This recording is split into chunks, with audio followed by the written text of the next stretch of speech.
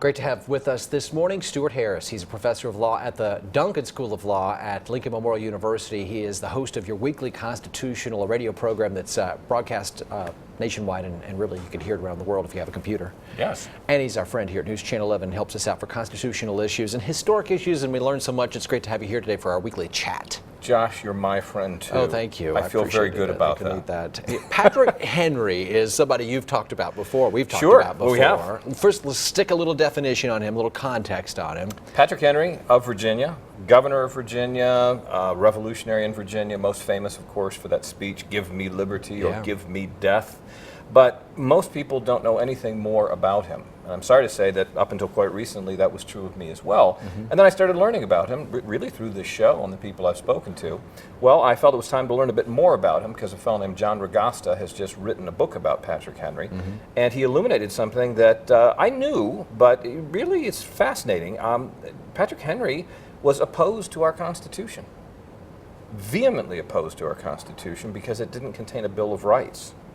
And it was only after that James Madison agreed to put a Bill of Rights in that the Constitution got ratified. But even after that, Patrick Henry was a voice in favor of individual liberty. And this became especially important about 10 years after the Constitution was ratified, when John Adams signed the Alien and Sedition Acts, which suppressed free speech in this country. Newspaper editors, even one member of Congress, were being put in jail for criticizing John Adams. And that's when Patrick Henry stepped to the fore and spoke in favor of individual liberty.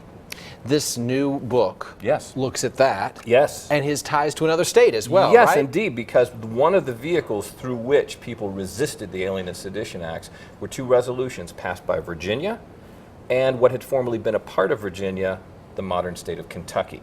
So the Virginia and Kentucky resolutions figure very prominently in this story, and if people are curious, they're going to find out all about them. Your weekly constitutional is supported greatly by Madison's home at Montpelier. Yes, it is. And you have a huge relationship with him. Oh, yes, we do. Broadcast from there sometime, Yes, we I know. Was he a contemporary of Madison? He was. And they didn't like each other. Oh, really? Madison and Jefferson on the one hand were big buds. Patrick Henry was their arch enemy on the other. But in this respect, they were very much on the same page. And then there's Adams, and then there's Alexander Hamilton, who's hip now. Yeah. So you would have a chance to learn more about one of their absolutely. And hip contemporaries. Oh, absolutely. And as the Broadway musical shows us, these guys are real folks. They really are. And they did rap. Of course. And they sang a lot. Of course. Yes. We're going to learn more about Patrick Henry and his radical past, and maybe hear Stuart rap when you tune in on Sunday at 3 and Tuesday at 8. It's your weekly constitutional 89.5 public radio from the Duncan School of Law. Stuart Harris, thanks. Absolutely.